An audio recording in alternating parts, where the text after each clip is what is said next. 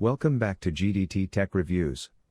In this video we are going to do a detailed review and pick the top 5 best camera under $2,000, 2022. So let us get started and the review based on our studies and small research. If you have any personal suggestion, do let us know in the comment section. If you are for the first time, don't forget to subscribe and click on the bell icon for more videos. We will be also providing affiliates link to purchase from Amazon. Kindly use it for best offers and purchase from anywhere in the world. So let's get started. The Canon PowerShot G7X Mark III is a compact point-and-shoot camera suitable for vlogging. It can capture good quality shots that remain mostly free of noticeable visual noise, so your images shouldn't appear very grainy, and you can also use this camera to live stream directly to YouTube, though we don't currently test this. It has a touch-sensitive screen that can get bright enough that you can still see it under direct sunlight. You can also use it to navigate its menu or flip it upwards to face you when the camera is pointed at you. The Canon PowerShot G7X Mark III is good for vlogging. It has a great screen that you can flip up to face you when the camera is pointed at you. It's also exceptionally portable, and footage taken while walking should remain smooth and stable. It can shoot in 4K and Full HD without a crop, however, it does incur a reduction in your field of view when its stabilization feature is set to high. It's also okay at tracking faces, though it struggles to capture clear and sharp footage free of noticeable visual noise while shooting in 4K and Full HD. Unfortunately, its battery performance is poor and frequently causes the camera to shut down from overheating, especially when shooting in 4K. This can make it hard to record long videos in 4K, so it may be best to stick to recording. Body is made of plastic and metal. Fujifilm's X-S10 is a 26MP interchangeable lens camera that shoots high-quality 4K video and comes with a deep grip and a different, though excellent, control scheme than most other Fujifilm cameras. The company describes the X-S10 as a cross between the company's X-T30 and the X-H1 cameras. You get the guts from the former and the design and in-body image stabilization feature, in a new miniaturized form, from the latter. The X-S10 camera is targeted toward both beginning and experienced users who may have Canon or Nikon DSLRs and want something a little more familiar than a typical Fujifilm camera. And, with a price of $999 for the body, $100 more than the X-T30, it's not necessarily out of reach for that audience. Being a smaller camera, it's no surprise that the X-T4's IBIS unit wasn't going to fit into the X-S10. So, the company designed a new one that is 30% smaller and lighter than the X-T4's. A new motion sensor makes the unit more efficient, and the X-S10 has a redesigned circuit board that reduces power consumption. There's a very small difference in stabilization performance on the X-S10 versus the X-T4, just half a stop. It offers 6 stops of shake reduction on all unstabilized Fujifilm lenses save for the X-F16 to 55mm f2.8, which weighs in at 5.5 stops. Most stabilized Fujifilm lenses vary from 5.5 to 6 stops, save for the X-F80mm macro, which offers 5 stops. These differences primarily have to do with how much coverage the lens offers outside the sensor area, not necessarily whether the lenses have their own stabilization. Those who stick to auto and scene modes will gain a few new features. The X-S10 now has an auto film simulation mode which will select between Provia, Standard, Velvia, Vivid, and Astia, Soft, depending on the scene. Users can still manually select any of the film simulation modes offered. In our testing, the camera seemed to err on the side of selecting Provia, at least with portrait shooting.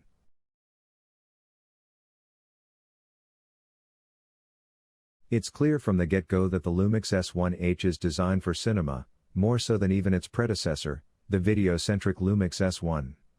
While both snappers share the same resolution, the sensor for the S1H was developed to handle the new camera's pro-level video capabilities.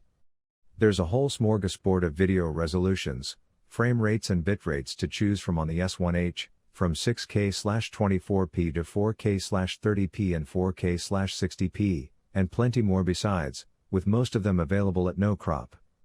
If, however, you feel the need to crop your footage, there's a Super 35 mode available which also maintains 4K resolution.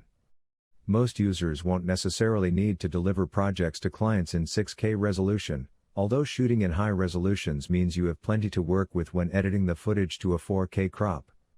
Every video resolution is available with 10-bit color, which offers plenty of editing flexibility during post-processing, and with 4:2:0 color gamut for the 6K and 5.9K options. However, if you need a touch more chroma information, then you will need to shoot in 4K that records in 10-bit 4:2:2 color. There's also the option to use anamorphic lenses with the camera, although it's something we haven't been able to try. Instead, we mostly shot with the Lumix S Pro 24-70mm f/2.8 lens, which is superb for everyday recording. Anamorphic shooting is available using the full 3:2 sensor in 6K and the 10-bit 4:2:0 color space. There's also desqueeze functionality available on board when viewing footage shot with anamorphic glass, with several aspect ratios available in the menu system. As expected, from a camera of this caliber, the video quality is almost flawless. There's 14 stops of dynamic range when shooting vlog, meaning colors are beautiful in footage, with plenty of details, although, it must be noted that nobody on Tech Radar's photography team is a colorist, just photographers keen on new cameras and technology. In the right hands, the S1H is sure to impress. Nighttime filming isn't a challenge either, thanks to the dual native ISO. Videos shot at ISO 12800 and 25600 had acceptable levels of noise, while details in shadows or areas of darkness were also quite remarkable. That said, autofocus, AF, does suffer a little in poor lighting. Although Panasonic has used the same contrast-based depth from defocus, DFD, technology here as it has in the other S-series cameras, AF performance slows down in low light situations, with both stills and video.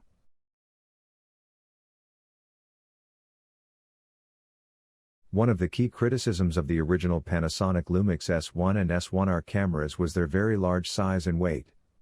Panasonic has been very keen to address that issue with the S5, managing to shrink down all the key components into a body which is smaller and lighter than the Lumix GH5, one of its Micro Four Thirds models.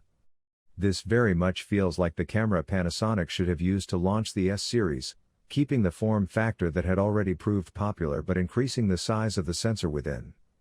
At this point it's also worth mentioning the 20-60mm lens, which is included as part of the S5 kit package.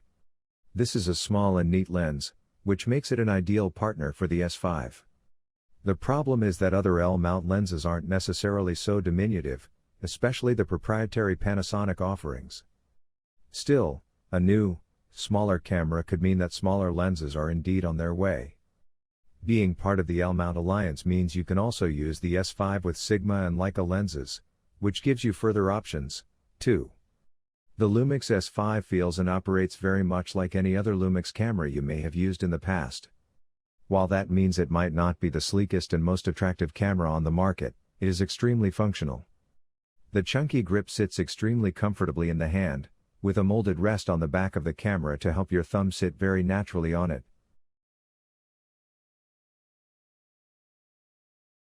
The Fujinon XF 14mm f2.8R is the fifth lens for Fujifilm's Nasan-X system of mirrorless cameras. It's a premium wide-angle prime, with a focal length specifically chosen to match the full, 21mm equivalent, field of view of the X Pro 1's optical viewfinder at its wider 0.37x setting. This makes it a rather unusual beast, as one of only a few genuinely wide primes purpose-built for APS-C cameras. In terms of design and price point, it's most comparable to the Pentax SMC DA 15mm f4 ed al limited and the Olympus M Zuiko digital ed 12mm 1:2 for Micro Four Thirds. The R in the lens name indicates that, like the other XF primes to date, the 14mm has a dedicated ring to control the aperture.